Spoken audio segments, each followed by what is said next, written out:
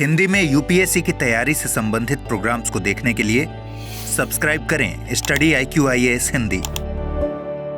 नमस्कार, बहुत बहुत स्वागत है आप सभी का स्टडी IQ IAS हिंदी के इस कार्यक्रम में जिसका नाम है हिंदी में। मेरा नाम है अतुल जैन और आप सभी जानते हैं कि इस कार्यक्रम में हम क्या करते हैं। इस कार्यक्रम में हम आज के दिन के जो प्रमुख समाचार पत्र हैं, वो हिंदू हो, इंडियन एक्सप्रेस हो, आमतौर पे बिजनेस लाइन से भी हम कुछ ना कुछ उठाने की कोशिश करते हैं। तो इन कुछ प्रमुख अखबारों के ऐसे संपादकीय जो हमारी यूपीएससी परीक्षा के दृष्टिकोण से महत्वपूर्ण हो सकते हैं, उनके बारे में हम चर्चा करने की कोशिश करते हैं, उनको हम समझने का प्रयास करते हैं। तो यार, आज है 29 जून, हमारा 148वां एपिसोड है। क्षमा कीजिएगा, हमारा 148वां एपिसोड है। 150 के बहुत नजदीक आ गए हम। जून मंथ के अंत के भी बहुत नजदीक आ गए। जून अब समाप्त हो रहा है और जल्दी ही हम इस साल के जो उत्तरार्ध होता है ना, वर्ष के दो भाग होते हैं, एक पूर्वार्ध एक उत्तरार्ध, फर्स्ट हाफ सेकंड हाफ जिसको हम कहते हैं, साल के सेकंड हाफ में हम आ जाएंगे 2023 में। ठीक है, तो अब मैं बार बार ये बात कहता हूं कि मैं आपको समय का ज्ञान बार बार इसलिए कराता हूं कि आपके पास यूपीएससी की तैयारी में एक जो सबसे बड़ी पूंजी है वो है समय। सबसे बड़ी क्या देखा जाए तो इकलौती पूंजी जो है वो समय है, और उसका अगर आप ठीक से निवेश नहीं करोगे, अगर आप कैजुअली तैयारी करते रहोगे, जैसा मैक्सिमम बच्चे करते हैं कि वो तैयारी कर रहे हैं लेकिन नहीं भी कर रहे, वो कैजुअली तैयारी कर रहे हैं, उनको ये स्पष्ट नहीं है, उनके सामने ये लक्ष्य निर्धारित नहीं है कि भाई इस महीने क्या खत्म करना है और इस हफ्ते क्या खत्म करना है। तो इस प्रकार की तैयारी को मैं कैजुअल तैयारी बुलाता हूं। तो अगर आप कैजुअल तैयारी कर रहे हैं और आपको 2024 या 2025 में भी एग्जाम देना है, तो उसके लिए भी अब आप लेट होते जा रहे हैं। तो आप प्रयास ये करें कि अपनी तैयारी को अब एक सही आकार, सही शेप देने की कोशिश करें। ये आपको प्रयास करना चाहिए। मुश्किल एग्जाम है, जो है सरल नहीं है, इसमें कोई डाउट नहीं है। बहुत सारा पढ़ना है, तो उसको एक स्ट्रक्चर के साथ पढ़ोगे तो हो पाएगा, वरना नहीं हो पाएगा। अगर उस स्ट्रक्चर के लिए आपको हमारा बैच ज्वाइन करना है, तो हमारा P2I बैच जो है उसमें एडमिशन जो है कल बंद हो रहे हैं। आज 29 तारीख है, कल 30 हो जाएगी। P2I बैच में एडमिशन बंद हो जाएंगे। कल शाम को 6 बजे क्लासेस होती हैं। AJ लाइव कोड लगा के आप 29,999 में, और इनफैक्ट अब महीने के आखिरी 2 दिनों के लिए यह दाम भी बदल दिया गया है। अब यह 28,999 हो गया है। आप अगर वेबसाइट या ऐप पे चेक करेंगे तो P2I कोर्स जो है वो आखिरी 2 दिनों के लिए 28,999 का कर दिया गया है। तो 1,000 रुपए की अतिरिक्त बचत आपको यहां पर प्राप्त हो जाएगी अगर आप P2I बैच से अभी जुड़ना चाहते हैं। इसको आप हिंदी में भी ले सकते हैं, अंग्रेजी में भी ले सकते हैं, और बाइलिंगुअल जो है, मिली जुली भाषा जो होती है, उसमें भी आप ले सकते हैं। आप किसी भी भाषा में इसको ग्रहण कर सकते हैं। और साथ के साथ, जैसा आपको पहले भी मैं कई बार बता चुका हूं, लगभग रोज ही बताता हूं कि यार इसमें आपकी प्रारंभिक परीक्षा से लेके आपके इंटरव्यू तक की पूरी तैयारी आपको कराई जाएगी। यानी कि अगर आपने ये कोर्स लिया तो एक आपके वैकल्पिक विषय को छोड़ के, एक ऑप्शनल को छोड़ के, आपको किसी भी और चीज के लिए किसी भी एक भी जगह कुछ भी एनरोल करने या खर्च करने की आवश्यकता नहीं बचेगी। ये सब कुछ मात्र 29,000 रुपए में, मात्र 28,999 में। तो अगर आप जुड़ना चाहते हैं तो कल लास्ट डेट है, याद रखिएगा। बैच शुरू हो चुका है, बैच में कुछ क्लासेस हो भी गई हैं, उनकी आपको रिकॉर्डिंग मिल जाएगी।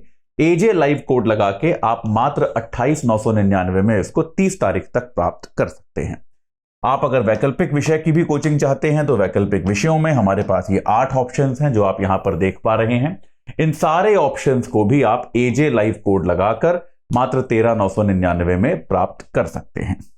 ठीक है, और अगर आप मेरे से कोई डाउट पूछना चाहते हैं, मेरे से किसी प्रकार की चर्चा करना चाहते हैं, संपर्क में रहना चाहते हैं, तो अतुल जैन यूपीएससी गाइडेंस मेरा टेलीग्राम चैनल है। यहां पर आपको इस क्लास की प्रेजेंटेशन रोज मिल जाती है। जो भी क्लास में लेता हूं, इकोनॉमिक्स की भी जब लेता था तो उसकी भी प्रेजेंटेशन यहां पर मिल जाती है। atul_UPSC मेरा इंस्टाग्राम हैंडल है।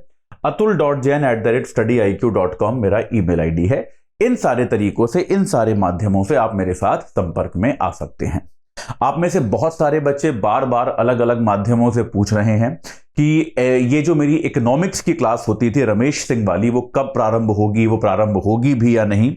तो हालांकि मैं बार बार ये बात बताता हूं, लेकिन आई थिंक तब भी शायद वो नहीं सुन पाते या वो मिस कर जाते हैं इस बात को। कई बार क्लास के बाद ज्वाइन करते होंगे या ऐसा कुछ।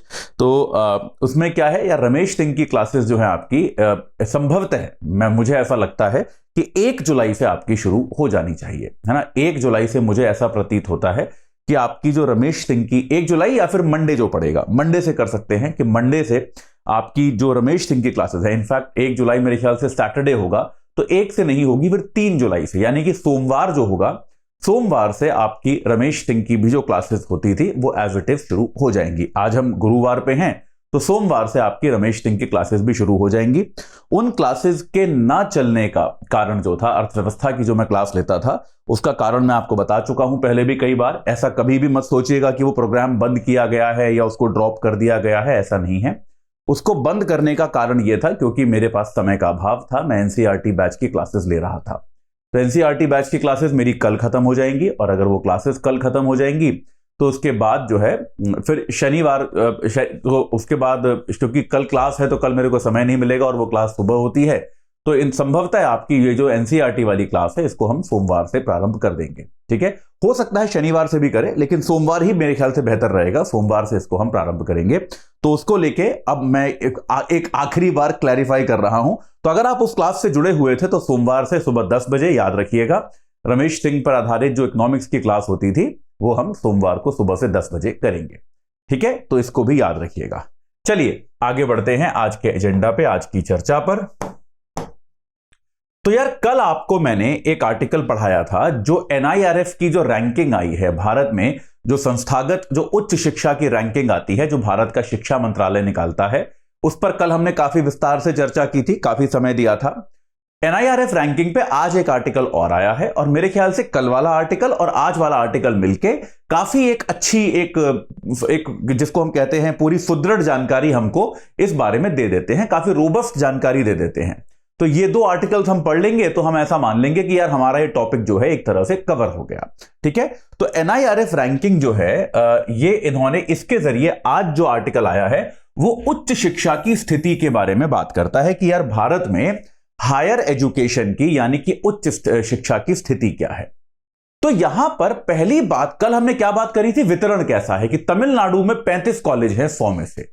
कल हमने मेजर फोकस किया था वितरण पे, पैरामीटर क्या है ये सब आपको कल बताया था, तो वो सब चीज रिपीट करने की कोई खास आवश्यकता आज है नहीं क्योंकि कल ही पढ़ाया है। ये आप याद रखिए इस क्लास में, अगर आप आज से ही जुड़े हो और आपने कल की क्लास नहीं देखी तो कल की क्लास भी देखिएगा। कंटिन्यूटी के कारण बहुत सारी चीजें ऐसी होती हैं जो मैंने कल पढ़ाई होती हैं और वो मैं आज फिर नहीं बताता कि कल ही तो बताया है। ठीक है, तो याद रखिएगा, एक क्लास को स्टैंड अलोन लेंगे तो उसमें आपको दिक्कत होगी, बेहतर है कि आप कंटिन्यूटी के साथ देखें। ठीक है, तो एनआईआरएफ रैंकिंग के आधार पे एक सवाल, जो बहुत बड़ा सवाल आज ये लेखक उठाते हैं, ये कहते हैं कि यार भारत में इस रैंकिंग के लिए कॉलेजों को अप्लाई करना पड़ता है। कॉलेज अप्लाई करते हैं कि भाई हमारा आंकड़े ये हैं, आप हमारे को भी कंसिडर करो एनआईआरएफ रैंकिंग के लिए। उसको एनआईआरएफ जो है वो कंसिडर करता है, उसका एनालिसिस करता है, जांच पड़ताल करता है और उसके आधार पे अपनी रैंकिंग मुहैया कराता है। लेकिन सवाल यह है, भारत में से 5543 कॉलेजों ने इसके लिए आवेदन किया, जबकि भारत में आंकड़ों के हिसाब से कुल कॉलेजों की संख्या है 43,796, यानी कि आपके जो 43,000 करीब 44,000 कॉलेज जो आपके देश में हैं, उनमें से मात्र 5,500 कॉलेजों ने इस रैंकिंग के लिए अप्लाई किया। यानी कि कुल मिला के केवल 12.3% कॉलेज ऐसे थे जिन्होंने कहा कि भाई ये रहे हमारे आंकड़े, इनके जरिए आप हमारी रैंकिंग निकाल दो, आप हमारे को भी कंसीडर करो। इसका मतलब क्या है बेटा, जो बाकी के 87.7% कॉलेज हैं उनमें क्या चल रहा है हमको पता ही नहीं है। उनके बारे में हमारे पास कोई विश्वसनीय आंकड़े ही नहीं है। उनमें अभी आज मैं एनआईआरएफ रैंकिंग की रिपोर्ट देख रहा था इस आर्टिकल की तैयारी करने के लिए, तो मैं देख रहा था जैसे जो मेरा कॉलेज था आईआईटी कानपुर, उसकी मैंने रैंकिंग देखी, तो रैंकिंग के बाद उसके साथ एक पीडीएफ अटैच्ड है, मैंने उस पर क्लिक करके उसको पढ़ा, तो बहुत सारी चीजें वो दे देते हैं कि भाई कितने बच्चे एनरोल्ड हैं, कितना फैकल्टी है, कितना इंफ्रास्ट्रक्चर है, तनख्वाहों पर आपने कितना खर्च किया अध्यापकों की और नॉन टीचिंग स्टाफ की, और आपके यहां कितने ग्रेजुएट हुए बच्चे, उनमें से कितने लोगों की नौकरियां लगी और नौकरियों का मीडियन पे कितना है, औसत तनख्वाह आपके यहां कितनी है, कितने बच्चे उच्च शिक्षा पे गए, मतलब काफी आंकड़े हैं। अगर आप उस रिपोर्ट को देखेंगे तो आपको उस कॉलेज के बारे में काफी विस्तृत जानकारी मिल जाएगी, जो कि होनी भी चाहिए। मेरे ख्याल से एक सही तरीका है कि यार ये जानकारी पब्लिक डोमेन में होनी चाहिए कि कौन सा कॉलेज कैसा कर रहा है। लेकिन प्रॉब्लम क्या है कि आपके यहां करीब करीब 87.7% कॉलेजों ने क्या किया, उन्होंने इस रैंकिंग के लिए अप्लाई ही नहीं किया। अप्लाई ही नहीं किया मतलब उन्होंने ये आंकड़े प्रदान ही नहीं किए, ये आंकड़े प्रोवाइड ही नहीं कराए। तो यार इन कॉलेजों में चल क्या रहा है इसके बारे में हमें कोई जानकारी नहीं है। तो ये अपने आप में एक बड़ी चिंताजनक बात है और सरकारों को और राज्य सरकारों को भी इन कॉलेजों से सवाल पूछना चाहिए कि भैया जब एनआईआरएफ रैंकिंग होती है तो तुम लोग अप्लाई क्यों नहीं करते।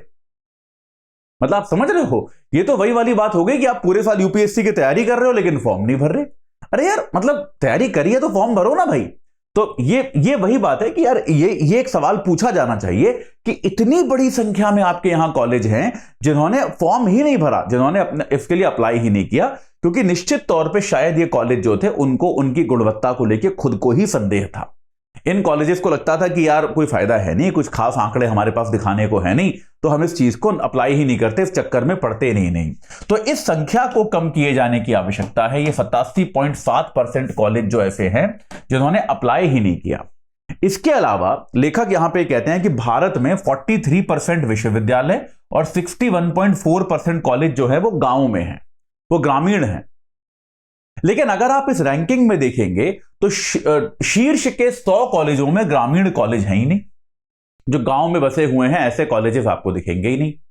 तो इसका क्या कारण है? तो इसके लिए वो कहते हैं थोड़ा और हमें सोचना चाहिए, कहीं ऐसा तो नहीं है कि जो इसके पैरामीटर्स हैं वो शहरी कॉलेजों की तरफ बायस्ड हैं, या फिर हमने गांव में कॉलेज तो खोल दिए लेकिन उन कॉलेज में स्टाफिंग करी गई है कि नहीं करी गई है, उन कॉलेज में आधारभूत संरचना है कि नहीं, उन कॉलेजों में सही रिसर्च होती है कि नहीं, इसके बारे में हमने कोई खास ध्यान दिया नहीं है। तो इसका कारण क्या है लेखक नहीं बताते, लेकिन लेखक कहते हैं ये इंटरेस्टिंग आंकड़ा है, इस पर हमें सोचना चाहिए। जब हम कहते हैं कि इतनी बड़ी संख्या में कॉलेज और यूनिवर्सिटी गांव में है तो वो एनआईआरएफ में फीचर क्यों नहीं करते, एनआईआरएफ में उनकी रैंक क्यों नहीं आती, आनी चाहिए यार।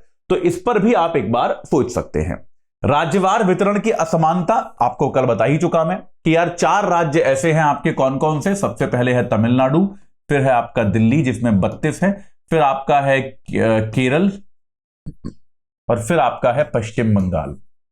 अगर आप इन 4 राज्यों को मिला दें तो ऊपर के 100 में से 89 कॉलेज इन 4 राज्यों में है ना। भारत में सबसे ज्यादा कॉलेजेस जो है वो उत्तर प्रदेश में है, सबसे ज्यादा कॉलेज उत्तर प्रदेश में है और उत्तर प्रदेश से इस रैंकिंग में 0 कॉलेजेस हैं, यानी कि ऊपर के 100 कॉलेजेस में से एक भी कॉलेज उत्तर प्रदेश का नहीं है, जबकि देश में सबसे ज्यादा कॉलेज जो है वो उत्तर प्रदेश में है। तो निश्चित तौर पे उत्तर प्रदेश में उच्च शिक्षा की जो दशा है वो कितनी शोचनीय है, वो कितनी उस पर मतलब कितना कम काम हो रहा है, ये यहां पर स्पष्ट तौर पे दिखाई पड़ता है। तो ये राज्यों को भी अब इस पर एक ध्यान देना चाहिए कि भाई हमारे राज्य के कॉलेज जो हैं वो इस रैंकिंग में क्यों नहीं आ रहे। इसके अलावा एक और बहुत इंपॉर्टेंट बात जो वो करते हैं यहां पे इस आर्टिकल में लेखक, वो ये कहते हैं कि यार भारत में हम कई बार इस चर्चा में पढ़ते हैं कि यार शिक्षा का निजीकरण किया जाना चाहिए या नहीं किया जाना चाहिए, प्राइवेट कॉलेजेस होने चाहिए कि नहीं, प्राइवेट यूनिवर्सिटीज होने चाहिए कि नहीं होने चाहिए, उनसे शिक्षा में योगदान मिलेगा या नहीं मिलेगा।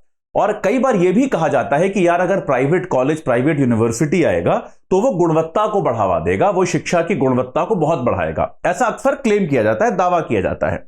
लेखक यहां पे ये कहते हैं कि यार इस दावे में कुछ ज्यादा सच्चाई हमको प्रतीत होती नहीं है, क्योंकि अगर आप यूनिवर्सिटी के रैंकिंग और कॉलेज की रैंकिंग में भी देखें, कहीं पर भी देखें, तो सबसे जो ऊपर जो कॉलेज है वो 15वें स्थान पर है, यानी कि पहले 14 टॉप कॉलेजेस जो है वो सरकारी हैं, 15वां कॉलेज जो है वो एक निजी कॉलेज है। ऐसे ही यूनिवर्सिटीज में पहली 5 यूनिवर्सिटीज जो है वो सरकारी हैं, 6ठी यूनिवर्सिटी जो है मणिपाल वो आपकी प्राइवेट यूनिवर्सिटी है। तो ऊपर के अभी भी भारत में शीर्ष स्थान जो ऑक्यूपाई किए गए हैं वो सरकारी संस्थानों ने ही किए हैं। तो निजी संस्थान जो हैं वो गुणवत्ता के मामले में बहुत ऊपर हैं, ऐसा मानने का कोई कारण नहीं है। सरकारी संस्थान भी भारत में जितनी गुणवत्ता है शिक्षा की उसमें सर्वोपरि है, उसमें वो निश्चित तौर पे अच्छा कर रहे हैं।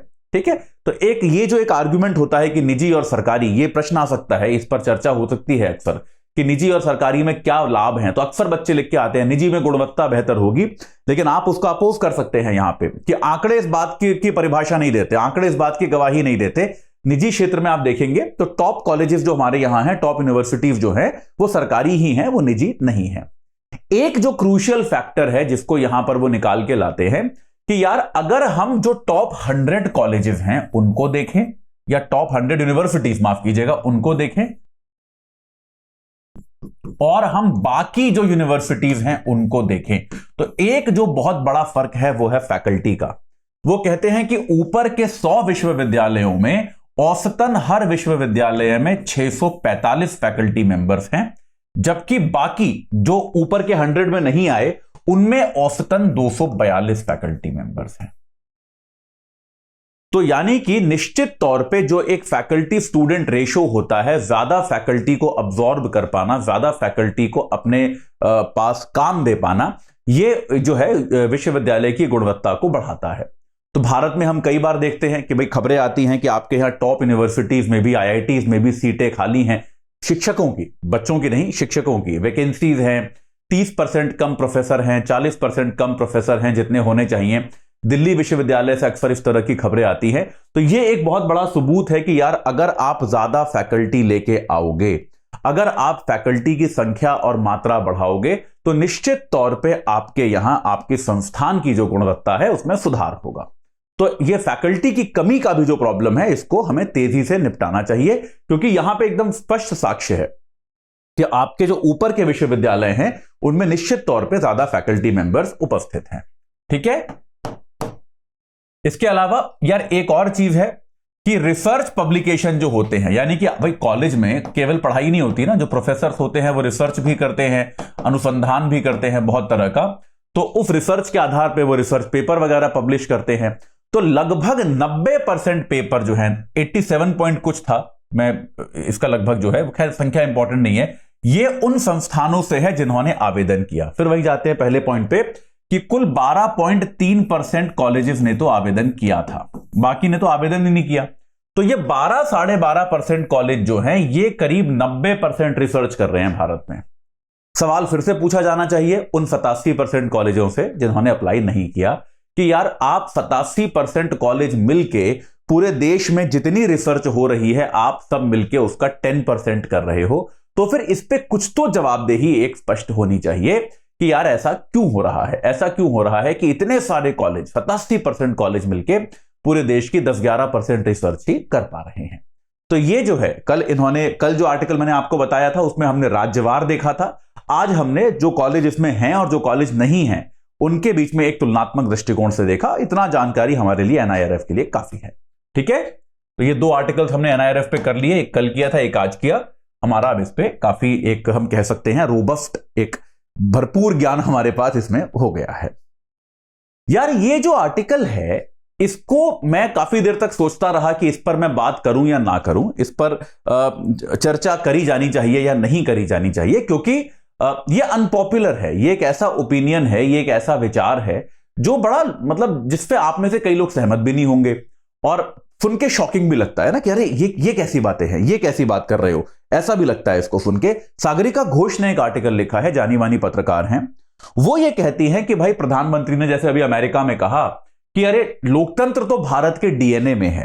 प्रधानमंत्री ने भी कहा ना, हम भी अक्सर ये बात कहते हैं कि अरे हम तो लोकतांत्रिक देश हैं, लोकतंत्र जो है वो तो हमारे डीएनए में है ना, ये तो हमारा ही सिस्टम है, हम तो हमेशा से लोकतांत्रिक रहे हैं। सागरिका घोष कहती हैं कि ऐसा नहीं है। ठीक है, सागरिका घोष स्पष्ट तौर पे कहती है कि लोकतंत्र, याद रखिए, ऐसा नहीं है। यहां पे एक बार यह समझने की जरूरत है कि लोकतंत्र क्या है। देखिए, लोकतंत्र जो है उसका मतलब केवल यह नहीं है कि आपके यहां चुनाव हो, यह तो ऑब्वियसली जरूरी चीज है ही कि आपके यहां भाई सरकार जो है वो चुनाव के द्वारा चुनी जाए। ऐसा नहीं है कि भाई एक राजा है फिर उसका बेटा है या फिर कोई युद्ध के जरिए कोई आपको जीत रहा है, ऐसा नहीं होता। लोकतंत्र में चुनाव होते हैं, जनता चुनती है कि भाई उनका नेता कौन बनेगा, उनको कौन आगे लेके जाएगा। लेकिन यह लोकतंत्र का सिर्फ एक पक्ष है, क्योंकि सोचिए लोकतंत्र में हम क्या कहते हैं कि सरकार जो होती है वो जनता के प्रति उत्तरदायी होती है। लेकिन यार अगर ये उत्तरदायित्व 5 साल में एक बार आएगा तो ये कोई उत्तरदायित्व है? भाई 5 साल में अगर एक बार वोट डलता है तो बाकी पौने 5 साल तो जनता कुछ भी कर सकती, माफ कीजिएगा, सरकार कुछ भी कर सकती है ना।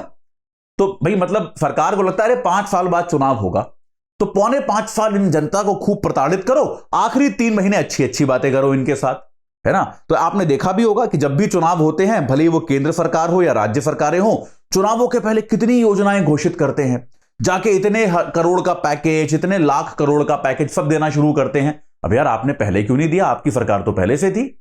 अभी देखिएगा राजस्थान में चुनाव होंगे तो गहलोत साहब भर भर के पैकेज देंगे, प्रधानमंत्री वहां जा जाके भर भर के पैकेज देंगे। अरे यार आप पहले भी दे सकते थे, आपकी तो सरकार इतने सालों से थी। लेकिन आपने क्या किया? पहले जो ठीक है चल रहा है, जो चल रहा था, आपने क्या किया? आपने भाई चुनाव के समय आप कोशिश करते हो कि हम लोगों को मना लें, लोगों को जीत लें, ठीक है। तो लोकतंत्र जो होता है बेटा, ये केवल चुनाव में नहीं होता, क्योंकि चुनाव तो केवल 5 साल में एक बार उत्तरदायित्व स्थापित करता है। बाकी समय क्या? बाकी समय सरकार तानाशाह की तरह चल सकती है क्या? तो लोकतंत्र जो होता है वो संस्थागत उत्तरदायित्व में भी होता है। यह बात याद रखें, लोकतंत्र जो होता है वो संस्थागत उत्तरदायित्व में भी होता है कि यार 5 साल में इलेक्शन है, यह बात सही है, लेकिन बिना इलेक्शन के भी सरकार पे नियंत्रण है, सरकार पे संसद का नियंत्रण है, सरकार पे मीडिया का नियंत्रण है, सरकार पे सिविल सोसाइटी का नियंत्रण है।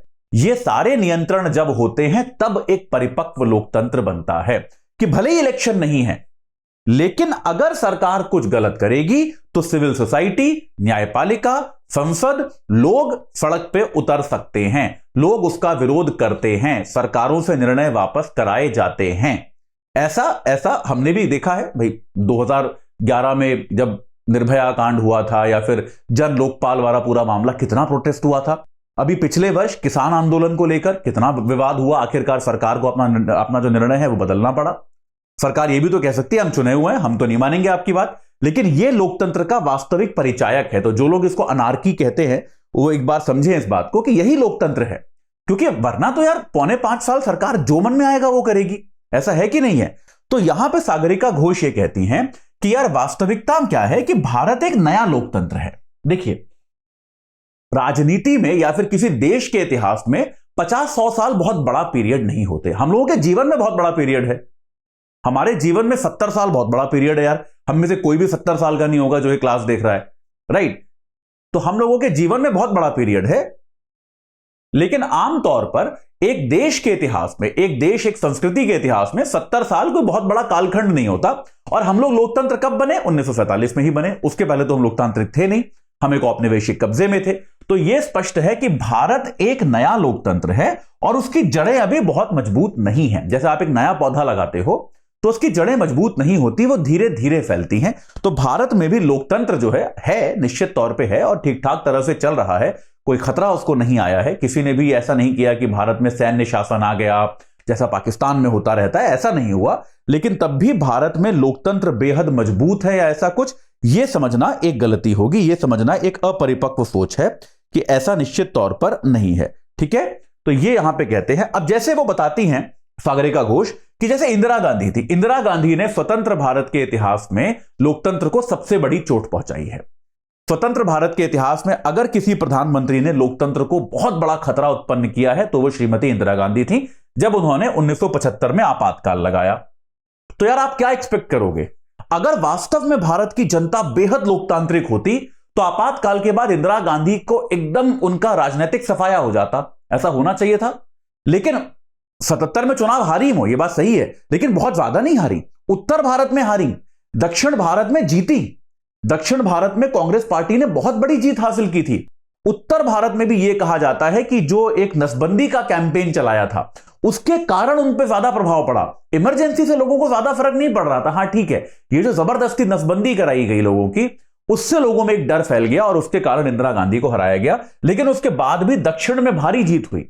और चलिए ये भी जो था कि भाई चलिए उत्तर में तो हार गई, प्रधानमंत्री नहीं रही, मात्र 3 साल में लोग इस बात को भूल गए और 1980 में वो सत्ता में दोबारा वापस आ गई। तो एक रॉयटर्स की एक रिपोर्ट है कि जब वो रायबरेली गई थी, जो उनका संसदीय क्षेत्र था, वहां पे उनका आपातकाल के बाद भी जबरदस्त स्वागत किया जाता था। कि लोग मतलब लोगों को नहीं फर्क पड़ता था कि भाई इन्होंने आपातकाल लगाया है, हमारे सारे जो मौलिक अधिकार हैं वो छीन लिए इन्होंने, उससे लोगों को कोई फर्क नहीं पड़ता था। उसके बाद भी उनका स्वागत किया जाता था। अभी अगर आप वर्तमान में देखें, अगर आप वर्तमान समय में भी देखें तो यार और ये केवल मैं केंद्र सरकार की बात नहीं कर रहा, राज्यों में भी ऐसा होता है कि यार नागरिक अधिकारों का हनन बहुत आम हो गया है कि आप, और इसका सबसे बड़ी बात यह है कि इसका कोई लोकप्रिय विरोध नहीं है। देखिए कि अगर किसी ने सरकार के विरुद्ध ट्वीट कर दिया, किसी ने सरकार के विरुद्ध या किसी भी चीज के विरुद्ध, किसी नीति के विरुद्ध बोल दिया, किसी पत्रकार ने रिपोर्ट दिखा दी उस पर, उसको जेल में डाल दिया जाता है और स्थानीय जनता उसका विरोध नहीं करती है। सबसे बड़ी बात जो सागरिका घोष कहती है कि सरकारों में तो ये टेंडेंसी रहेगी कि वो अपने विरोधियों को निश्चित तौर पे जेल में डालना चाहेंगी, कुचलना चाहेंगी, उनकी आवाज को कम करना चाहेंगी, लेकिन स्थानीय जनता विरोध करने नहीं आती। यह दिखाता है कि भारत में लोकतंत्र जो है अभी बहुत गहरा नहीं है। लोकतंत्र के साथ हमारा कोई खास जुड़ाव नहीं है कि एक व्यक्ति, एक छात्र जिसने दिल्ली में भाषण दिया और भाषण आप सुनो तो आपको उसमें दंगा वाला एक भी शब्द नहीं मिलेगा, वो 3 साल से जेल में है। ठीक है, एक कोई किसी सरकार के खिलाफ कोई ट्वीट करता है तो उसको जेल में डाल दिया जाता है। और ये केवल केंद्र नहीं, आप पश्चिम बंगाल को देखिए, ममता बनर्जी के खिलाफ आप वहां पर कुछ बोलेंगे तो भी आपको जेल में डाल दिया जाएगा। ये बहुत आम प्रक्रिया हो गई है। कर्नाटक में अब ये शुरू हो गया है जब से नई सरकार आई है कि भाई अब वो यहां वहां इंटरनेट पर लिखने वालों पर केस कर रहे हैं। यह आम प्रक्रिया हो गई है। तो ये पत्रकारों को जेल भेजना बहुत आम चीज हो गई है कि आपने कवरेज करा, आप पे कोई राष्ट्र विरोधी कानून लगा के जेल भेज देगा। उत्तर प्रदेश में हुआ था हाल ही में कि भाई एक पत्रकार ने दिखाया था मिड डे मील स्कीम में बच्चों को नमक और रोटी दिया जा रहा है, उसको जेल में डाल दिया गया। प्रॉब्लम यह है कि जेल में डाला तो डाला, इसके खिलाफ स्थानीय जनता ने विरोध क्यों नहीं किया? स्थानीय जनता जो है वो इसके विरोध के लिए सामने क्यों नहीं आई? ये वो चीज है जिसको सागरिका घोष कहती हैं कि निश्चित तौर पर क्या है कि हमारे यहां एक एक कवरेज है, हमारे यहां एक लोकतंत्र की जो कवरेज है वो अभी तक आम जनता तक नहीं पहुंची है। आगे वो ये भी कहती है कि एक जो पहले नेता जवाबदेह भी होते थे, अब प्रधानमंत्री से लेके अनेक मुख्यमंत्री तक वो मीडिया से बात ही नहीं करते, वो सवालों का जवाब ही नहीं देते। जैसे आपको मैंने कुछ दिनों पहले बताया था, जब प्रधानमंत्री अमेरिका से आ रहे थे तो पहले भारत में एक बहुत ही स्वस्थ परंपरा रही थी कि जब प्रधानमंत्री विदेश यात्रा से लौटते थे तो या तो वो हवाई जहाज में ही या फिर एयरपोर्ट पर ही उनके लिए प्रेस रूम बनता था, वहां पर वो प्रेस कॉन्फ्रेंस करते थे और देश को बताते थे कि यार इस हमारी यात्रा में क्या क्या हुआ। अगर संसद का सत्र चल रहा होता था तो प्रधानमंत्री तुरंत संसद जाते थे अगले दिन और संसद को इन्फॉर्म करते थे कि यार इस बैठक में क्या क्या हुआ। अब क्या होता है, अब अगर प्रधानमंत्री विदेश से आते हैं तो ढोल नगाड़े बजते हैं और कुछ नहीं होता, किसी को कुछ नहीं बताया जाता। प्रधानमंत्री की इस यात्रा पे क्या हुआ, क्या क्या समझौते साइन हुए, उससे देश को क्या लाभ मिलेगा, इसको लेके किसी प्रकार का कोई मीडिया इंटरैक्शन नहीं किया गया है। ये हम जो समझौते हुए उनके जो ब्रीफ मिलते हैं वही पढ़ पढ़ के अखबार भी छाप रहे हैं। किसी तरह का मीडिया को सवाल करने का एक भी मौका नहीं मिला है कि वो पूछें कि सर ये समझौता क्या है, इसमें ऐसा क्यों नहीं है, वैसा क्यों नहीं है। और ये केवल केंद्र में नहीं है, ये आपके पटनायक साहब जो हैं, नवीन पटनायक साहब, वो कभी प्रेस कॉन्फ्रेंस नहीं करते। बहुत सारे, योगी आदित्यनाथ कभी प्रेस कॉन्फ्रेंस नहीं करते। आप देखेंगे तो बहुत सारे अब धीरे धीरे लगभग मुख्यमंत्री जो हैं वो भी इस ट्रेंड को पकड़ रहे हैं कि यार जब जरूरत नहीं होती प्रेस कॉन्फ्रेंस करने की तो हम भी क्यों करें। वे सवाल का जवाब देना किसको अच्छा लगता है, किसी को अच्छा नहीं लगता। तो फिर, और इसका भी कोई विरोध नहीं है, इसको लेकर भी जनता सचेत नहीं है। जनता में इस बात का कोई विरोध नहीं है कि भाई हमारे चुने हुए मुख्यमंत्री, हमारे चुने हुए प्रधानमंत्री कभी हमसे बात ही नहीं करते, हमारे प्रश्नों का जवाब ही नहीं देते। इसको लेकर भी कोई खास विरोध नहीं है। तो ये लोकतंत्र का जो एक, जिसको हम कहते हैं कि बहुत गहरा नहीं है, वो यहां से अभिव्यक्त होता है। इसके आगे वो एक रिसर्च साइट करती हैं, वो कहती है यार एक बहुत बड़ा रिसर्च इंस्टीट्यूट है, प्यू रिसर्च, PEW, प्यू रिसर्च नाम का एक संस्थान है। तो यार उसने दुनिया भर में सर्वे किया था बहुत सारे देशों में, और उसने ये जानने की कोशिश की कि यार आपके यहां आप किस तरह के नेता को प्रेफर करोगे, आप किस तरह के नेता चाहते हो। तो यार प्यू रिसर्च की रिपोर्ट क्या बताती है कि एक ऐसा सशक्त नेता, मजबूत नेता जो न्यायपालिका और संसद के नियंत्रण में ना हो, इसकी कामना देशों में कितने कितने परसेंट लोग करते हैं? ऐसे एक नेता की कामना सबसे ज्यादा दुनिया में भारत में की जाती है। भारत में 55% लोग कहते हैं कि हमें ऐसा नेता चाहिए जो किसी संसद की ना सुने, किसी कोर्ट की ना सुने। भारत में 55% लोग ये कहते हैं, प्यू रिसर्च के हिसाब से। प्यू रिसर्च के हिसाब से भारत में 53% लोगों ने तो यहां तक भी कहा कि मिलिट्री रूल होना चाहिए, सैन्य शासन होना चाहिए। तो भाई मतलब एक बार सोच के देखिए, 53% लोगों ने यह कहा मिलिट्री रूल होना चाहिए, जबकि आसपास के देशों में मिलिट्री रूल की हालत हमने देखी है क्या है। और 55% लोगों ने कहा कि ऐसा नेता चाहिए जो संसद की सुने ही ना, जो न्यायपालिका की सुने ही ना। तो यार ऐसे में यह कहना कि लोकतंत्र हमारे डीएनए में है, यह अतिशयोक्ति है, यह एक सही चीज नहीं है। लोकतंत्र हमारे यहां है, एक स्थायी लोकतंत्र है, लोकतंत्र को हमारे यहां खतरा नहीं है, लेकिन लोकतंत्र की जड़ों को और गहरा होने की आवश्यकता है। लोकतांत्रिक मूल्यों का सशक्तिकरण जो है, यह कारणीकरण होना चाहिए था, लोकतांत्रिक मूल्यों के सशक्तिकरण में अभी और समय लगने वाला है। यह अभी पूरी तरह से सशक्त हुए नहीं है, यह सशक्तिकरण जो है यह और वक्त लेने वाला है, यह सागरिका घोष इस आर्टिकल में कहती हैं। तो इस आर्टिकल से कुल मिलाकर सीखने वाली बात जो थी वो ये थी कि लोकतंत्र का एक जो वास्तविक अर्थ होता है, लोकतंत्र का एक जो वास्तविक परिप्रेक्ष्य होता है वो क्या है, वो हमको समझने की आवश्यकता है। जैसा कि मैंने शुरुआत में कहा कि ये कहना कि भाई भारत के डीएनए में लोकतंत्र नहीं है, थोड़ा सा ये एक पॉपुलर ओपिनियन जो होता है उसके विरुद्ध जाता है, और थोड़ा सा जिसको हम कहते हैं अनपॉपुलर है, थोड़ा सा शॉकिंग भी लगता है। लेकिन देखिए कभी भी अपने देश या अपने समाज का एनालिसिस करने में कोई बुराई नहीं है, इस बात को भी समझें। इसमें कोई बुराई नहीं है कि अगर हम अपने देश और अपने समाज की ओर भी एक क्रिटिकल दृष्टि से उसको देखें। तो इसमें समझने वाली बात इतनी है, इस तर्क को आप समझें कि लोकतंत्र का वास्तविक अर्थ जो है वो चुनाव से थोड़ा बड़ा होता है, चुनाव से थोड़ा अतिरिक्त होता है। इसीलिए आप लोकतांत्रिक पद्धति में देखेंगे कि सारे जो संस्थान होते हैं जो सरकार की जवाबदेही सुनिश्चित करते हैं, भले ही वो न्यायपालिका हो, संसद हो, सिविल सोसाइटी हो, या फिर आपके नागरिकों के अंदर आमतौर पे अपने अधिकारों को लेकर जो एक सजगता है, ये होनी बहुत आवश्यक है। तभी हम कह सकते हैं कि किसी देश में या किसी समाज में वास्तविक अर्थों में लोकतंत्र है। अगर ऐसा नहीं है तो फिर उसको हम ये कह सकते हैं कि लोकतंत्र अभी इन मेकिंग है। जैसे मैं हमेशा भारत के लिए हमेशा ये बोलता हूं कि India is a democracy in making. Bharat अभी पूर्णतः लोकतंत्र नहीं है, लेकिन अभी भारत जो है वो मेरे विचार में, अगर आप सामाजिक दृष्टिकोण से देखेंगे तो सामाजिक दृष्टिकोण से भारत डेमोक्रेसी इन मेकिंग है। सोशियोलॉजी में जब मैं पढ़ाता हूं तो मैं हमेशा यही पढ़ाता हूं कि भारत पूर्ण डेमोक्रेसी अभी नहीं है शायद सामाजिक तौर पे। राजनीतिक तौर पे भारत डेमोक्रेसी है, राजनीतिक तौर पे निश्चित तौर पे हमारे यहां निर्वाचन होते हैं, चुनाव होते हैं, बिल्कुल सही बात है, लेकिन सामाजिक तौर पे भारत जो है वो अभी एक प्रकार से डेमोक्रेसी इन मेकिंग है।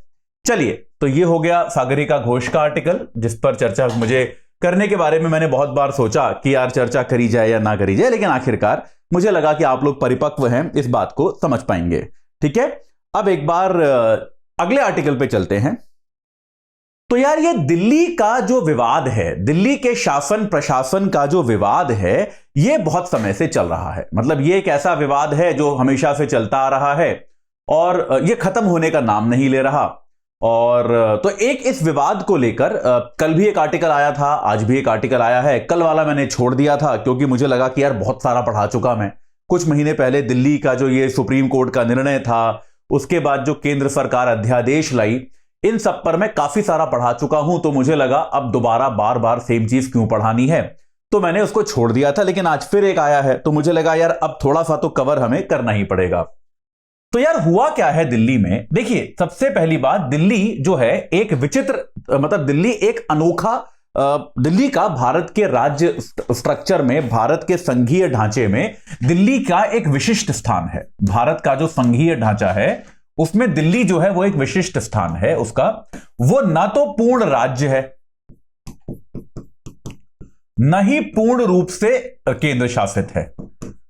तो भारत में, जैसा मैं आपको पहले भी कई बार बता चुका हूं कि भारत में केंद्र शासित प्रदेश जो है उनमें से 3 प्रदेश ऐसे हैं जहां पर अपनी स्वतंत्र विधानसभा हो सकती है।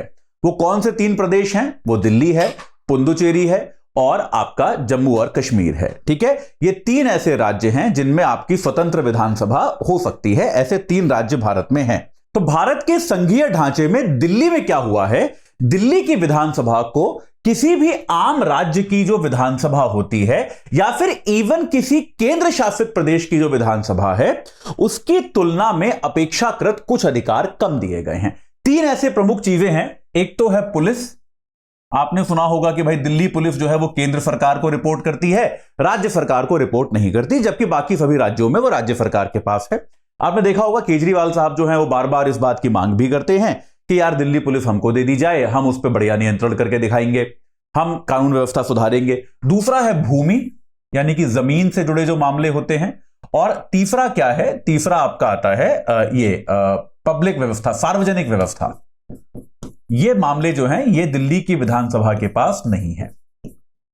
अब देखिए इसमें क्या हुआ, बाकी सब ठीक है, लेकिन 2015 में जब आम आदमी पार्टी की सरकार बनी उसके बाद से क्या हुआ, क्योंकि आम आदमी पार्टी एक थोड़ी ये कहना चाहिए एक नई राजनीतिक पार्टी थी, तो राजनीतिक व्यवस्था में वो कैसा व्यवहार करेगी किसी को उसके बारे में ज्यादा जानकारी थी नहीं। ठीक है, तो क्या हुआ, अगर आप भारत के संघवाद को ऐसे देखें कि भाई यहां पर तो है आपके केंद्र शासित राज्य और यहां पर है आपके पूर्ण राज्य, तो पूर्ण राज्यों के पास बहुत अधिकार है, केंद्र शासित प्रदेशों के पास कम अधिकार हैं।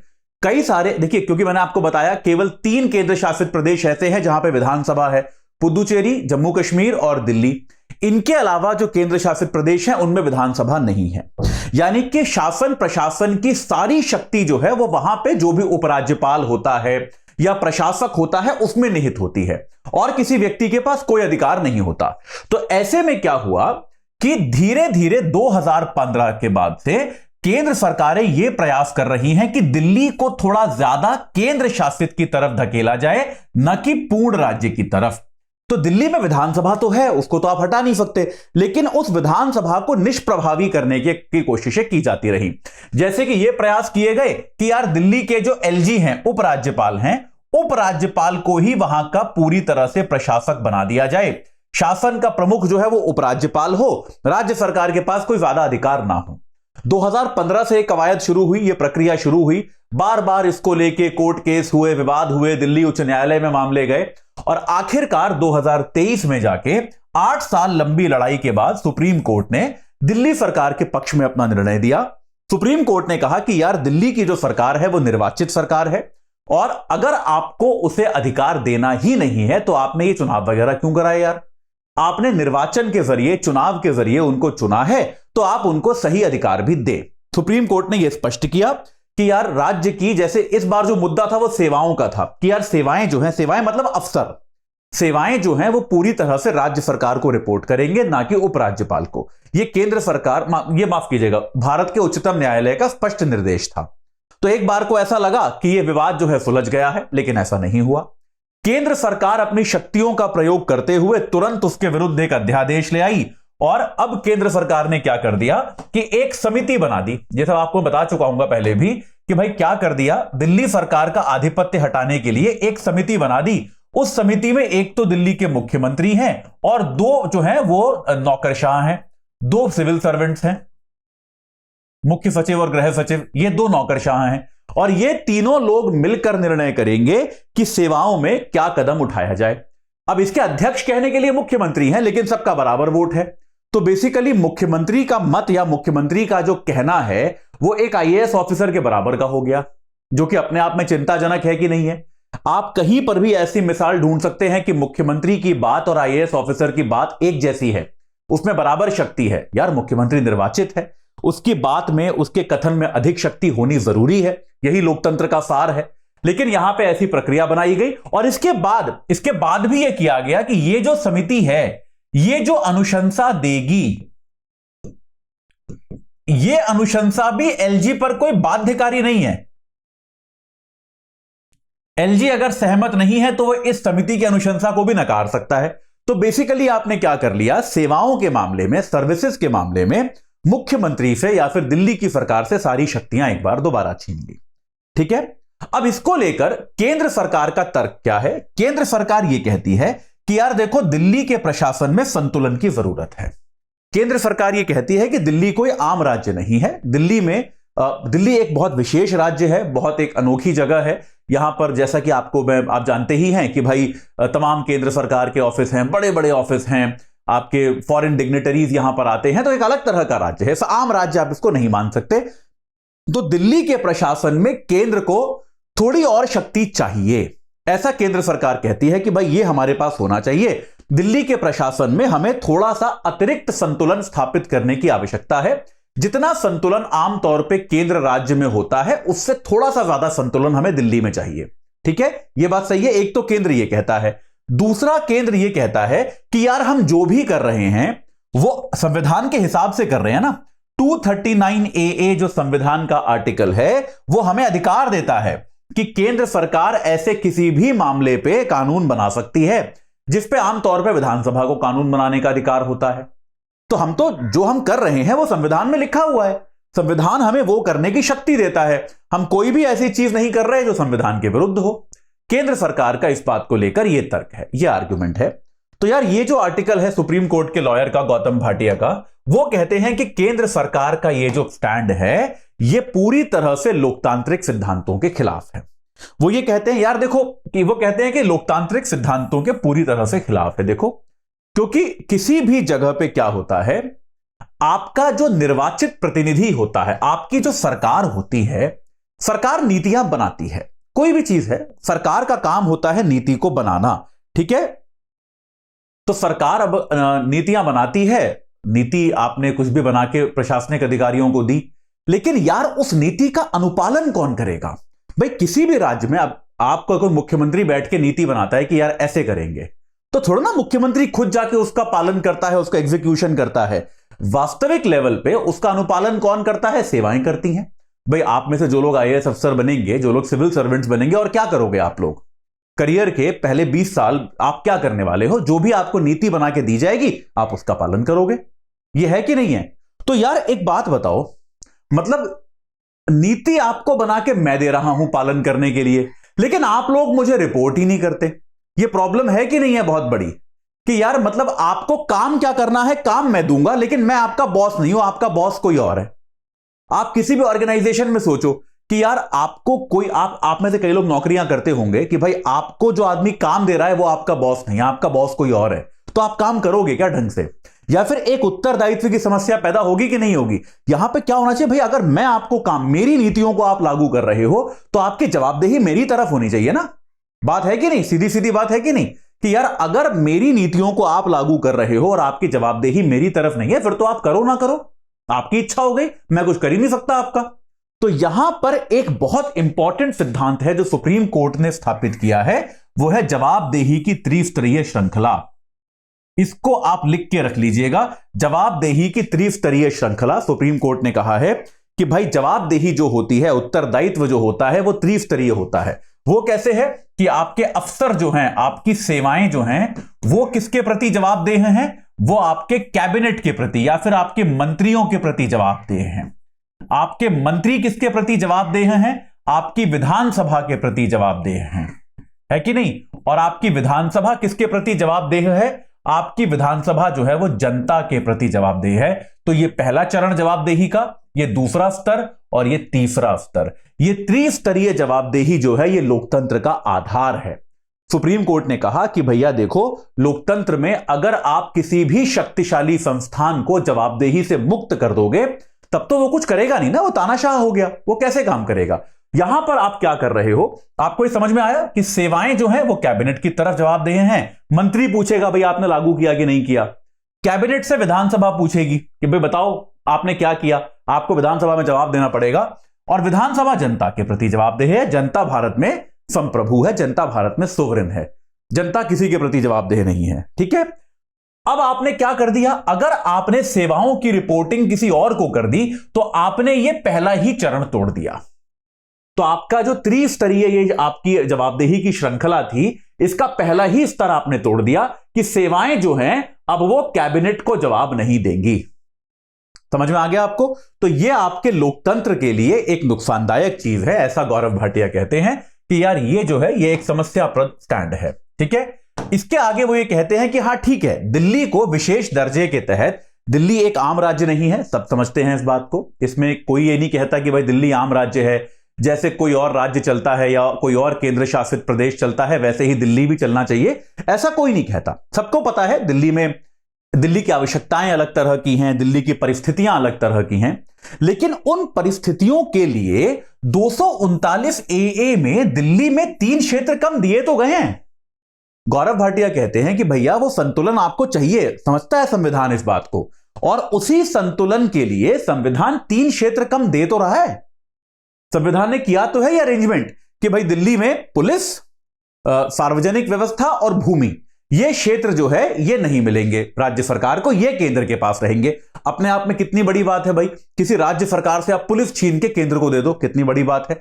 तो आपने इतने बड़े बड़े 3 विषय जो हैं वो दिल्ली से छीन के केंद्र को दे तो रखे हैं, लेकिन अब आप क्या कह रहे हो कि और भी क्षेत्र हम ले सकते हैं। यार ये तो जो किया गया है ना कि भाई किसी भी चीज पे केंद्र निर्णय ले सकता है, ये आपातकालीन परिस्थितियों के लिए है कि मान लो कुछ ऐसी इमरजेंसी सिचुएशन आ जाए कि भाई मान लो देश पे कोई गहरा संकट आ जाए, देश पे किसी का आक्रमण हो जाए, कोई देश की एकता, अखंडता, संप्रभुता को खतरा उत्पन्न हो जाए, उस दशा के लिए ये प्रावधान किए गए हैं कि भाई चलो अगर जो काम जो है आमतौर पे विधानसभा का भी है वो भी आप जो है केंद्र सरकार कर सकती है। लेकिन रोजमर्रा के शासन प्रशासन में अगर केंद्र सरकार ये कहने लगेगी कि यार हमको ये अधिकार है, देखो संविधान में लिखा है कि जहां जहां विधानसभा कानून बना सकती है वहां वहां हम भी बना सकते हैं, तो भाई फिर तो मतलब विधानसभा खत्म ही कर देनी चाहिए, कोई लॉजिक ही नहीं है फिर विधानसभा का। तो यहां पे गौरव भाटिया ये कहते हैं कि यार देखो हमको इस प्रिंसिपल को, इस सिद्धांत को समझना होगा कि विधानसभा जो है वो चुनी हुई है, विधानसभा चुन के आती है, चुनाव जीत के आती है, और एक लोकतांत्रिक व्यवस्था में जहां पे चुनावों के जरिए आप अपने राजनीतिक नेतृत्व को चुनते हो, वहां पर चुनाव जीत के आने वाले व्यक्ति के जो अधिकार हैं उनका हमें सम्मान करना पड़ेगा। और ये त्रिस्तरीय जवाबदेही की जो कार्यवाही है इसको हमें उसकी जो एक संरचना है उसको हमें विखंडित नहीं करना चाहिए, ये गौरव भाटिया का आर्गुमेंट है। वैसे आपको मैं बता दूं, ये अध्यादेश जो है ये न्यायालय के सामने इसको चुनौती दी जा सकती है। कोई भी ऑर्डिनेंस जो होता है ऐसा नहीं है कि वो न्यायिक प्रक्रिया के से अलग होता है, इसको सुप्रीम कोर्ट में सुप्रीम कोर्ट इस पर निश्चित तौर पर कि ये संवैधानिक तौर पर ठीक है या नहीं है, क्षमा कीजिएगा मेरे हाथ से मेरा पेन छूट गया, तो ये जो है ये संवैधानिक तौर पे ठीक है या नहीं है और ये संविधान की मूल भावना के खिलाफ जाता है या नहीं जाता, इस पर निर्णय जो है न्यायपालिका ले सकती है। इसके साथ के साथ किसी भी अध्यादेश को लोकसभा और राज्यसभा दोनों में पास होना आवश्यक है। केंद्र के पास निश्चित तौर पर लोकसभा में बहुमत है, राज्यसभा में बहुमत जो है वो थोड़ा सा कम है सरकार के पास। इसीलिए आप देख रहे होंगे कि आजकल दिल्ली के मुख्यमंत्री सारे विपक्षी दलों से मिल रहे हैं और उनसे आग्रह कर रहे हैं कि इस अध्यादेश को समर्थन ना दिया जाए क्योंकि ये राज्यों के अधिकारों का हनन है। ठीक है, ये बात जो है ये यहां पे अभी चल रही है, लेकिन यहां पे लोकतांत्रिक प्रक्रिया के बारे में गौरव भाटिया का जो एनालिसिस था उसको समझना आवश्यक था, वो मैंने आपको बताया। चलिए आगे चलते हैं आज के आखिरी आर्टिकल पे, जो कि न हिंदू से है न इंडियन एक्सप्रेस से है। हिंदू और इंडियन एक्सप्रेस में आज बड़े सारे ऐसे भावनात्मक टाइप के आर्टिकल आए हैं, तो उनको कुछ करने की जरूरत नहीं है, थोड़े राजनीतिक भी हैं, उनको भी हमने छोड़ दिया। तो ये बिजनेस लाइन से उठाया है मैंने, आज के बिजनेस लाइन से आया है। तो यार 27 जून को क्या होता है, पूरी दुनिया में एमएसएमई दिवस मनता है, क्षमा कीजिएगा, पूरी दुनिया में एमएसएमई दिवस बनता है। एमएसएमई क्या होता है? Micro small and mini enterprises, यानी कि सूक्ष्म, लघु व मध्यम उद्योग। एक तो बड़े उद्योग होते हैं आपके यहां, है कि नहीं, एक तो बड़े उद्योग होते हैं और एक क्या होते हैं आपके यहां, एमएसएमई होते हैं। तो ये आपका एमएसएमई कहलाता है, micro small and medium enterprise. इसको हम इतना लंबा नाम तो बोलेंगे नहीं बार बार, सूक्ष्म लघु ये सब, तो हम इसको बार बार एमएसएमई बोलेंगे। तो यार किसी भी देश की अर्थव्यवस्था में एमएसएमई बहुत इंपॉर्टेंट होते हैं। देखिए जब मैं फाउंडेशन कोर्स पढ़ा रहा था उसमें मैं बच्चों को हमेशा एक बात बोलता था कि यार आप में से ज्यादातर लोग अलग अलग शहरों से हैं, आप सब लोग अलग अलग शहरों से होंगे, आप जो भी लोग इस क्लास को देख रहे हैं। तो आप अगर अपने शहर में, आपके शहर में कोई बहुत बड़ी इंडस्ट्री है क्या? आपके शहर में ऐसा कोई टाटा का, रिलायंस का, ऐसा कोई बहुत बड़ा हजारों करोड़ का प्लांट है क्या? आसार है कि नहीं होगा, मतलब कुछ ही शहरों में है ना यार ऐसे प्लांट्स। तो भाई अब आप मान लो कतई जमशेदपुर में रहते हो तो ऑब्वियसली आपके पास है, या भावनगर में रहते हो तो आपके पास है, लेकिन आमतौर पे आप देखोगे, आप अगर मान लो किसी ऐसे शहर में रहते हो, आप मान लो गाजियाबाद में भी होंगे आई एम श्योर, मान लो आप किसी फर्रुखाबाद में रहते हो, या आप किसी आजमगढ़ में रहते हो, या आप किसी मान लीजिए उन्नाव में रहते हो, या सीकर में रहते हो, तो इस बात की बहुत संभावना है कि आपके शहर में कोई बहुत बड़ा उद्योग नहीं होगा, इस बात की संभावना है। लेकिन अगर आप अपने घर से निकल के आधा किलोमीटर चल के देखो तो आपको एमएसएमई देखने को मिल जाएंगे, क्योंकि एमएसएमई क्या है, एक छोटे से छोटा उद्योग भी एमएसएमई के अंदर आ जाता है। किसी ने एक छोटा सा ब्रेड बनाने का कारखाना डाल रखा है, वो भी एमएसएमई है। किसी ने एक सिंपल सी प्लास्टिक की चम्मच बनाने की फैक्ट्री डाल रखी है, वो भी एमएसएमई है। ठीक है, तो छोटे से छोटा उद्योग धंधा जो है वो भी एमएसएमई के अंतर्गत आता है। तो एमएसएमई जो है वो दरअसल बहुत ज्यादा है, बहुत ज्यादा संख्या में है। तो एमएसएमई का अगर हमें इन तीनों का भी आपस में हम एक बार वो देख लें कि इन तीनों का भी डिस्ट्रीब्यूशन क्या होता है, कहीं पे जगह है, हाँ यहां पर जगह होगी, चलिए कोई नहीं। तो एमएसएमई का भी विघटन जो होता है, एमएसएमई का जो आपस में बंटवारा होता है, इसको हम ऐसे देखते हैं।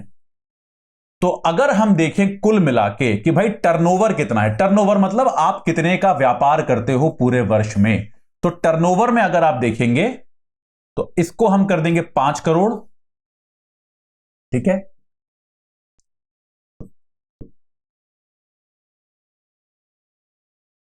$50 करोड़ और 250 करोड़।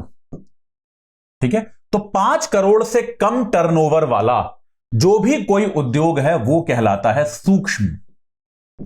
5 से 50 वाला लघु और 50 से 250 वाला मध्यम। ठीक है, तो 0 से लेके 5 करोड़ तक जिसका टर्नओवर है, हो सकता है टर्नओवर 2 लाख रुपए भी हो, कोई बात नहीं, लेकिन 5 करोड़ से कम अगर है तो वो सूक्ष्म उद्योग कहलाता है। 5 करोड़ से 50 करोड़ अगर है साल का तो वो लघु कहलाता है, और मध्यम 50 करोड़ से 250 करोड़। 250 करोड़ के ऊपर फिर बड़ा उद्योग बन जाता है, 250 करोड़ के ऊपर फिर आपका वो एमएसएमई नहीं माना जाता। ठीक है, ऐसे ही ये तो हो गया आपका टर्नओवर। दूसरा होता है कि आपके उद्योग में कुल निवेश कितना है, मतलब कुल मशीनरी वगैरह कितने की लगी है, तो इसके लिए सीमाएं अलग होती हैं। 0 से 1 करोड़ रुपए तक आपका सूक्ष्म माना जाता है, 10 करोड़ रुपए तक आपका लघु माना जाता है, 1 से 10, और 50 करोड़ तक का निवेश अगर है तो ये आपका माना जाता है मीडियम। इसको आप चाहे तो ऐसे ही ड्रॉ करके रख लो, परीक्षा में भी आप ऐसे ही ड्रॉ करके आ सकते हो। ठीक है, इसको आप एज इट इज एक ग्राफ की तरह, एक स्केल की तरह ड्रॉ कर सकते हो।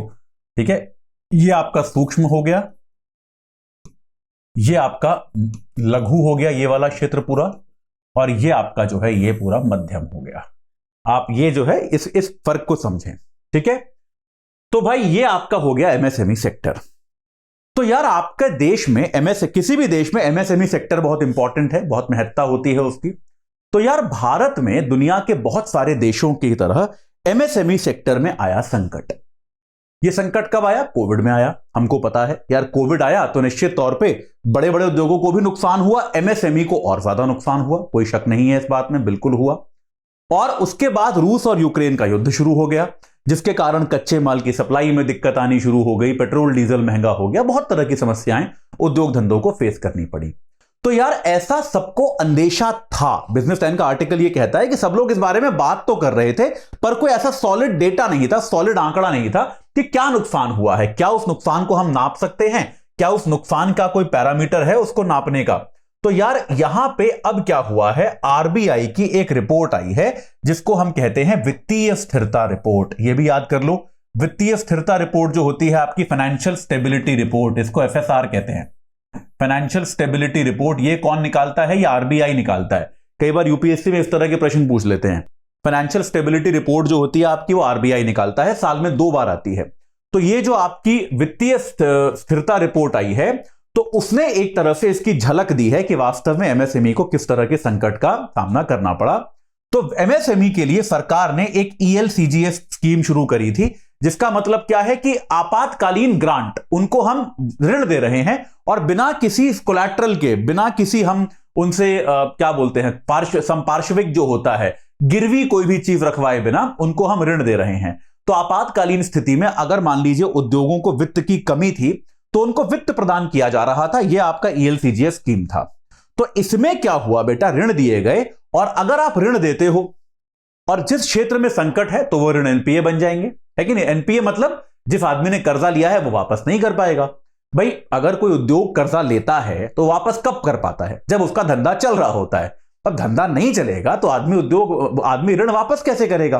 तो अगर आप इसको नापें तो आपके जो सूक्ष्म उद्योग थे, जो आपके याद है 5 करोड़ से कम टर्नओवर वाले, सबसे इधर वाले जो आप याद है 5, 50, 250 टर्नओवर का आपको ये बताया था ना, तो जो ये वाले हैं आपके सूक्ष्म वाले, इन लोगों ने करीब करीब 20% ऋण को एनपीए बना दिया है। यानी कि इनमें से अगर 100 ऋण दिए गए तो उनमें से 20 ऋण जो है वो एनपीए बन गए हैं। और यही दर जो है आप देखोगे तो बाकियों में कम है। अगर आप बाकी में देखोगे तो लघु और मध्यम में, यहां पे एक बार मैं इसको फिर से बना देता हूं, तो आप देखोगे 5, 50, 250, ठीक है। तो इसमें आपके सबसे कम वाले में 20% है, लघु में आपके 11.7% है और मध्यम में आपका माफ कीजिएगा 5.3% है। तो आप देख रहे हो जैसे जैसे उद्योग बड़ा हो रहा है उसके एनपीए की मात्रा कम हो रही है, उसके एनपीए का परसेंटेज कम हो रहा है। कंक्लूजन हम क्या निकालते हैं कि जो जितना छोटा उद्योग था उस पर संकट की उतनी ज्यादा मार पड़ी। ये हम लॉजिकली वैसे भी समझ सकते थे। मैं आपको बता रहा था ना कि चर्चा हमेशा से थी कि यार छोटा उद्योग वाला, आप भी अपने देखा होगा अपने आसपास लोग घर परिवार में बात करते होंगे ना कि अरे यार छोटे उद्योग वाले की तो हालत खराब हो गई। ये हम सबको पता तो था ही, है ना, हम सब इस बात को जानते थे। लेकिन यहां पर हमारे पास एक एविडेंस भी आया है। याद रखिएगा, अक्सर हम अपनी बात के समर्थन में एक सबूत रख पाते हैं, एक आंकड़ा, एक रिपोर्ट रख पाते हैं, तो हमारी बात ज्यादा सशक्त लगती है। आप ये कह सकते हैं कि छोटा बिजनेसमैन तो बर्बाद हो गया कोविड में, लेकिन अब आपके पास आंकड़ा है, अब आपके पास सबूत है कि आप ये नंबर लिख के आ सकते हो कि यार ये देखो, ये हमारे पास आंकड़ा है, ये आरबीआई का आंकड़ा है जो बताता है कि भाई छोटे उद्योगपति को भारी नुकसान हुआ। अगर आप पूरे सेक्टर की बात करें तो पूरा सेक्टर बेहतर हुआ है। मार्च 2022 की तुलना में जब 9.3% तक एनपीए था, अब वो कम होकर 6.8% पे आ गया है, तो सुधार हुआ है। लेकिन सूक्ष्म उद्योगों को बहुत नुकसान हुआ है। तो ये हमारे को एक बार दोबारा इस दिशा में सोचने पे मजबूर करता है कि शायद सूक्ष्म उद्योग जो हैं उनको कुछ अतिरिक्त सहायता की आवश्यकता है। उनको हम जितनी सहायता दे रहे हैं, तकनीकी उन्नतीकरण जो है या फिर उनके पास जो रिजर्व है, जो उनके पास धन संपदा है, उसमें और सुधार किए जाने की आवश्यकता है ताकि ये जो समस्या है इससे हम मुक्ति पा सकें। यह अपने आप में एक बहुत इंपॉर्टेंट बात है। ये एमएसएमई क्षेत्र के बारे में हमको जानकारी प्राप्त होती है। ठीक है, चलिए अब आज के जल्दी से प्रश्न देख लेते हैं भाई। क्या सवाल है भाई आज के? आज का पहला सवाल जो है वो क्या है? दिल्ली के प्रशासन का विशेष दर्जा संवैधानिक है। संवैधानिक है कि नहीं है बताया आपको, 239AA आर्टिकल भी बताया। तो निश्चित तौर पे यह संवैधानिक है। आमतौर पे दिल्ली की सरकार को पुलिस, भूमि और सार्वजनिक व्यवस्था पर कानून नहीं बना सकती है, यह बात भी सही है। तो आपके दोनों कथन यहां पे सही हो गए। ये 3 क्षेत्र जो हैं वो दिल्ली की सरकार से एक्सक्लूड किए गए हैं। दोनों कथन आपके सत्य हैं। इनमें से आपको सत्य कथन पहचानना है। एमएसएमई में सूक्ष्म उद्योग 5 करोड़ से कम होना चाहिए था। ये कम के टर्नओवर वाले होते हैं, आपको बताया था। 5, 50, 250 नियम याद रखना। 5, 50, 250 टर्नओवर में ये है और निवेश में इसका 5वां हिस्सा 1, 10, 50। ठीक है, 5 करोड़ से कम वाले सूक्ष्म है, बिल्कुल सही बात है। मध्यम उद्योग 250 करोड़ से अधिक टर्नओवर वाले, नहीं, 250 से अधिक तो बड़े उद्योग हो जाएंगे। 50 से 250 के बीच में मध्यम होते हैं। तो यह आपका दूसरा कथन गलत हो गया। आपके जो मध्यम उद्योग होते हैं वो 250 करोड़ से कम, 50 से अधिक, 250 से कम, यह आपका मध्यम उद्योग का नियम हो गया। आपका सब्जेक्टिव प्रश्न आज का क्या है? जो सुहासिनी हैदर जी का आर्टिकल, माफ कीजिएगा सुहासिनी हैदर कह रहा हूं, सागरिका घोष का जो आर्टिकल था उसी पर आपका आज का प्रश्न है। लोकतंत्र सिर्फ चुनाव तक सीमित नहीं है, यह एक जीवन पद्धति है, चर्चा कीजिए। यानी कि लोकतंत्र सिर्फ राजनीतिक नहीं है, सामाजिक भी है। आप अपने रोजमर्रा के जीवन में जिस प्रकार का आचरण करते हो वो भी लोकतांत्रिक होना चाहिए। इस बारे में आपको बताना है, इस बारे में आपको चर्चा करनी है। तो जो आपके साथ मैंने आज चर्चा की है सागरिका घोष के आर्टिकल पे, आप उसको लिख सकते हैं। आप इससे असहमत भी हो सकते हैं। आप ये भी कह सकते हैं कि सिर्फ चुनाव तक सीमित है, हालांकि ये सहमत होना मुश्किल है। आप यहां पे भारत में कितना लोकतंत्र है उस पे मेरे से असहमत हो सकते हैं। आप ये कह सकते हैं कि हां भाई भारत में तो हर तरफ से लोकतंत्र है, आप ये कह सकते हैं, कोई दिक्कत नहीं है। क्योंकि मैंने जो पढ़ाया है वो सागरिका घोष के विचार हैं। आपके विचार उनसे मिलते हो कोई जरूरी नहीं है, लेकिन हां, लोकतंत्र का सामाजिक एक पक्ष क्या है वो आपको यहां पर बताना होगा, यह आपसे अपेक्षा है। ठीक है, चलिए, तो ये हो गए आपके आज के प्रश्न। जाते जाते एक बार आपको फिर बता दूं भैया, P2I बैच जो है और सेल लग गई है, 28,999 का हो गया है, 1,000 रुपए और सस्ता हो गया है, ये दाम अब बदल गया है, अब ये 28,999 हो गया है 30 तारीख तक के लिए। तो आप हिंदी, अंग्रेजी, बाइलिंगुअल जैसे जुड़ना चाहो तुरंत जुड़ जाओ, एजे लाइव कोड लगाओ, P2I है, प्रीलिम्स से लेके आपके इंटरव्यू तक की सारी तैयारी, कुछ और नहीं खरीदना आपको, किताबें, टेस्ट सीरीज, आंसर राइटिंग सब यहीं कराया जाएगा, कुछ भी और नहीं करना, सब यहां होगा। ठीक है, एजे लाइव कोड लगाना मत भूलिए, 29,000 रुपए में 28,999 में आपको मिल जाएगा। कल लास्ट डेट है, 30 तारीख लास्ट डेट है, शाम को 6 बजे बैच होता है। ऑप्शनल के लिए मैं ये प्रेजेंटेशन आप भेजूंगा, आप वहां देख लीजिएगा, ये 8 ऑप्शनल्स हैं हमारे पास, इन 8 में से बैच स्टार्टिंग की डेट भी सबके आगे लिखी हुई है, टाइम भी लिखा हुआ है, टाइम तो एक ही बजे है सबका। आप एजे लाइव कोड लगा के इनमें से किसी भी वैकल्पिक विषय से भी जुड़ सकते हो, मात्र 14,000 रुपए में, मात्र 13,999 रुपए में। ठीक है, ये भी आप हमारे साथ कर सकते हो, सारे के सारे शिक्षक जो ले रहे हैं बहुत नामी शिक्षक हैं। और अगर आप मेरे साथ कुछ चर्चा करना चाहते हो, डाउट पूछना चाहते हो, तो अतुल जैन यूपीएससी गाइडेंस मेरा टेलीग्राम चैनल है, जहां पे इस क्लास की प्रेजेंटेशन आएगी, कोर्स वगैरह का भी जो स्लाइड्स हैं वो आपको मिल जाएंगे, आप वहां देख सकते हो। atul_UPSC मेरा इंस्टाग्राम हैंडल है, atul.jain@studiiq.com मेरा ईमेल आईडी है, और www.studiiq.com हमारे संस्थान का वेबसाइट है, जहां पे जाके आप हमारे कोर्स और हमारी ऑफरिंग्स के बारे में विस्तार से जान सकते हैं। आप ये काम हमारी ऐप पर भी कर सकते हैं। अगर हमारे कुछ एग्जिस्टिंग बच्चे जो फाउंडेशन कोर्स के हैं, अगर वो P2I में कन्वर्ट होना चाहते हैं, तो आप कृपया मुझे मैसेज कीजिए, आपके लिए एक विशेष छूट की व्यवस्था भी मैं कराऊंगा। ठीक है, चलिए, तो आज के लिए हमें इतनी ही बात करनी थी। मैं आपसे मिलूंगा कल शाम 4 बजे एक बार फिर, और तब तक के लिए पढ़ते रहिए, अपना ध्यान रखिए, और मेरे साथ आज शाम जुड़ने के लिए आपका बहुत बहुत धन्यवाद। हिंदी में यूपीएससी की तैयारी से संबंधित प्रोग्राम्स को देखने के लिए सब्सक्राइब करें स्टडी IQ IAS हिंदी।